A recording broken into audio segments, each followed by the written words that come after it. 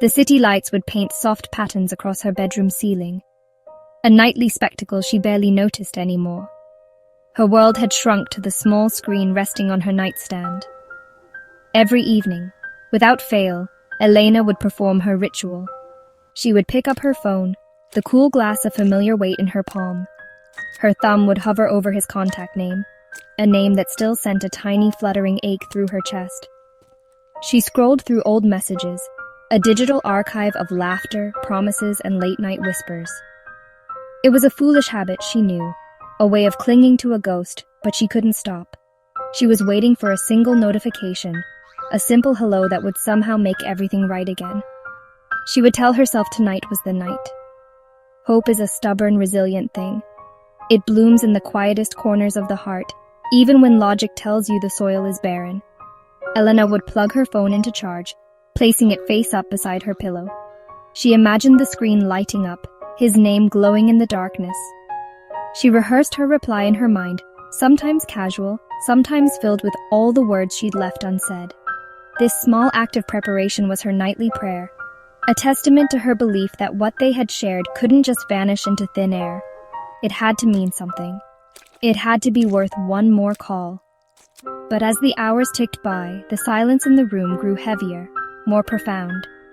Each car that passed outside, each distant siren, was a sound that wasn't his ringtone.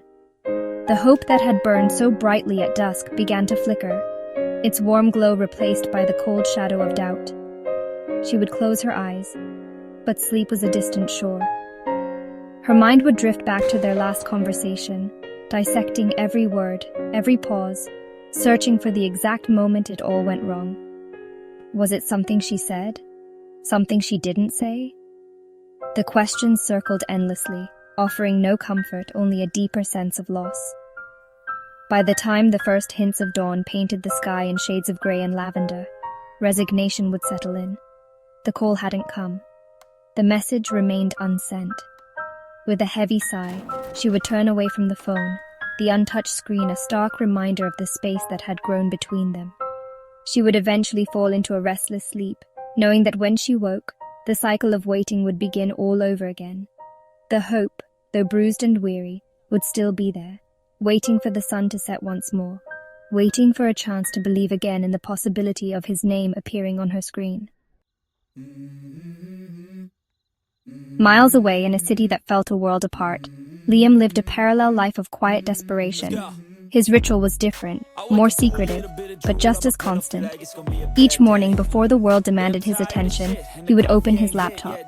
He'd type her name into the search bar, a muscle memory he couldn't shake. Her profile would appear, a curated window into a life he was no longer a part of. He'd scan her new photos, searching her smile for signs of genuine happiness or hidden sadness.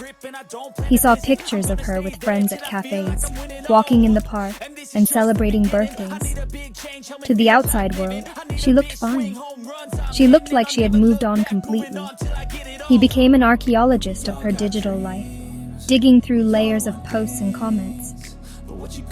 He'd see a photo of her at a beach they once visited together, and wonder if she remembered that day as fondly as he did. Did she feel a pang of nostalgia? Or was it just another beautiful sunset to her now? He never dared to like a photo or leave a comment. He was a ghost, a silent observer haunting the edges of her world. He told himself it was just curiosity, a way to make sure she was okay. But deep down, he knew it was more. It was a way to keep her close without having to face the pain of their distance. He would often compose messages to her, long paragraphs pouring out his confusion and regret. He'd type and delete, the blinking cursor mocking his indecision. What would he even say? I miss you felt too simple, yet I'm sorry felt too complicated. He feared his words would be unwelcome, an interruption to the new life she was clearly building. What if she didn't reply? The thought of that silence, a deliberate and final one, was more terrifying than the quiet ache of their current separation. And so, he remained a spectator, trapped behind a screen, watching her life unfold from a distance. The act of looking at her profile was a double-edged sword. It brought a strange sort of comfort, seeing her face and knowing she was out there, living and breathing.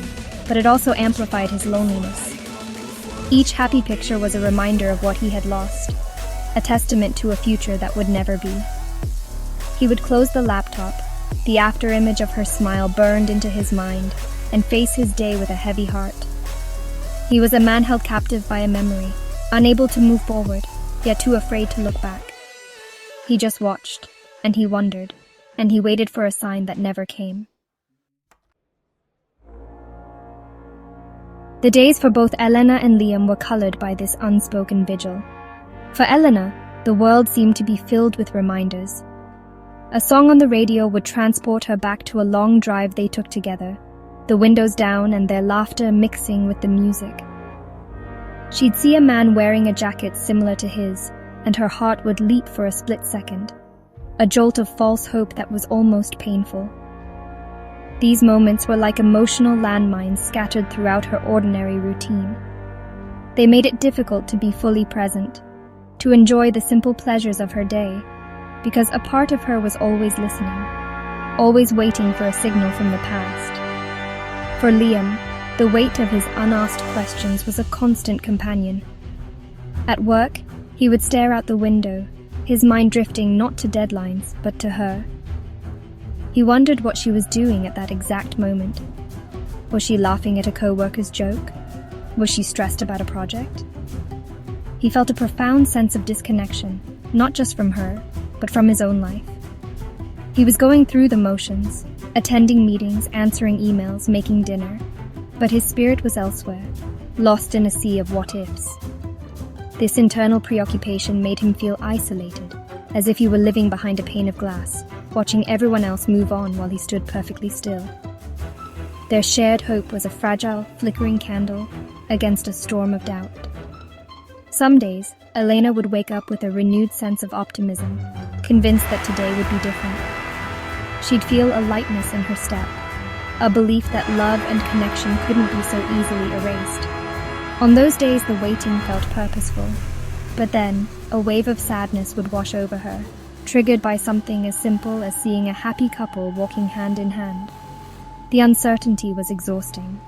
It was a constant push and pull between holding on and letting go, a battle waged in the quiet moments of her day. This emotional tug-of-war left them both in a state of limbo. They were not together, but they were not entirely separate either. They were bound by a thread of shared memory and unresolved feelings. This phantom connection prevented them from fully embracing new possibilities. Friends would suggest they move on, meet new people, but the advice felt hollow. How could they move on when a part of them was still anchored to the past, waiting for a call that refused to come? They were caught between yesterday and tomorrow, unable to find peace in the silence of today. As weeks turned into months, the nature of the waiting began to change.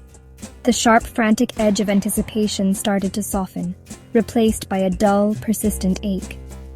Elena found that the silence, once a source of immense pain, was beginning to teach her something. In the absence of his voice, she began to hear her own more clearly. She started to notice the things she had put on hold while she was waiting. She rediscovered her love for painting, for long walks in the park without her phone, for the simple joy of reading a book without interruption. The waiting hadn't ended, but her life was no longer defined by it. Liam, too, found an unexpected clarity in the quiet. Staring at her happy photos day after day, a slow realization dawned on him. He was not just missing her, he was missing a part of himself. He had relied on her for his happiness, for his sense of purpose. The silence forced him to confront his own insecurities and his fear of being alone. He started asking himself difficult questions. What did he want from his life, for himself? He began to fill his evenings not with digital ghosts, but with new hobbies. He joined a local hiking club and started learning to cook, small steps toward building a life that was his own. The call never came. The message was never sent. The grand reunion they both secretly hoped for never happened. But the space created by that silence was not empty. It became a canvas for self-discovery. Elena learned that she was stronger than she thought, that her happiness was not dependent on a notification from someone else. She was a whole person on her own, capable of creating her own joy. Her nightly ritual with her phone became less frequent, until one evening, she simply forgot to check it at all. She had found a quiet peace within herself. In the end, the story was not about a missed connection between two people, but about the connection they each found with themselves. Sometimes, the most important conversations are the ones we have in the quiet. The absence of a call can force you to listen to your own heart, to understand your own needs, and to learn how to stand on your own 2 feet. The call that never came was not an ending. For both Elena and Liam, it was a quiet, unassuming, and deeply personal beginning to the rest of their lives.